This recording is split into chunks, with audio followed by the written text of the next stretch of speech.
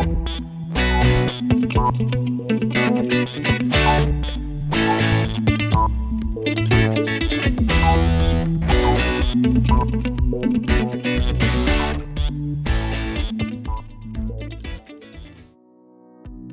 853 is the government's general guidelines for securing private and secure data across all the government agencies.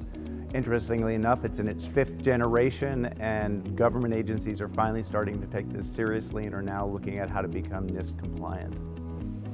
As for the CUI, CUI is the control of unclassified information. It's managed by the General Services Administration and really covers all the data that wasn't classified under the Atomic Energy Act.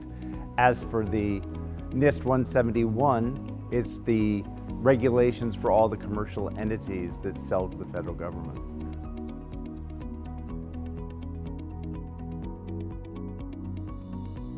First place for customers to start is to look at the data types they have across the organization. Not only what is sensitive data, but the types of data they have. So is it financial data they're concerned about protecting? Is it HIPAA information or PII? Or is it manufacturing data? Because although they all may be sensitive data, they have different requirements on how they are handled. So therefore you need to create a policy around that.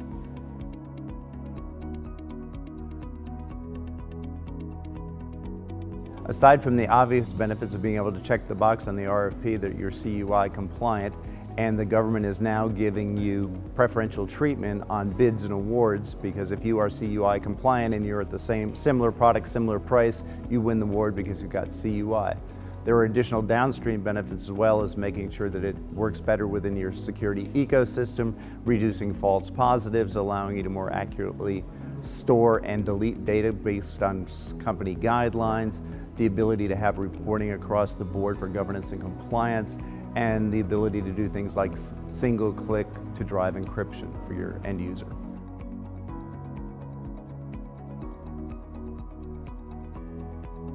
Start with evaluating your written policies you have in place today, and make sure that you look for your most stringent requirements that you have to cover. For many customers, you can start with your ISO 9001 requirements and use it as the guidelines for the rest of your policies.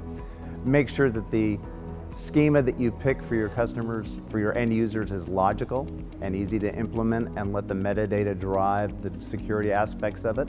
The other aspect I would say is don't be afraid to start. This is an evolution, not a revolution. Make sure that this will evolve over time. Pick your low-hanging fruit first, and don't be afraid to reach out for help.